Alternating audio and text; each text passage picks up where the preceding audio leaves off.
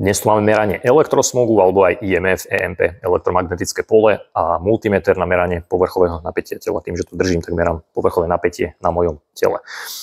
Ukážeme si, alebo hneď na úvod spomeniem dve dôležité veci. Za prvé, toto je teda multimeter, ktorý je samozrejme iný v tom, že musí merať aj milivolty, teda na tisícinu jednotiek. A druhá vec je táto uzemňovacia podložka. Mnohí z vás to poznáte, mnohí ste mi písali v minulosti množstvo e-mailov. Veľmi dôležité upozornenie, tú podložku neodporúčam nikomu používať na uzemňovanie sa kedykoľvek, kdekoľvek. My to tu máme len kvôli tomuto meraniu, pretože by bolo pre nás neefektívne teraz ťahať von kábel, keď to chceme zobraziť takto vnútri.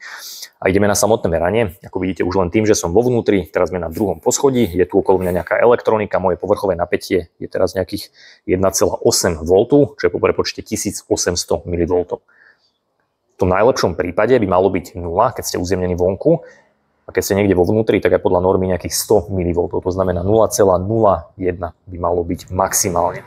Alebo tá 0,1 maximálne. Nie je. Teraz keď sa uzemním cez tú podložku, ako vidíte, že klesne, čiže je pod tých 100 mV, není to úplná nula, tak aby bola iba keby som bol vonku, ale je to lepšie.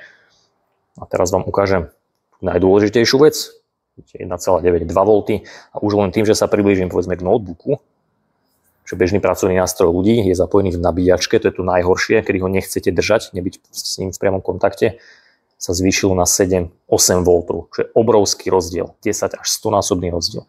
Keď sa napríklad chytím aj kábel, ako vidíte, len sa k ním približujem, taktiež väčšina ľudí spáva s káblom pri hlave alebo s mobilom. Sú to obrovské rozdiely, 10, 13, 14 V, 16 V. Čiže obrovské rozdiely. Keď sa takto chytím opäť toho notebooku a uzemním sa, tak vidíte, že je to lepšie.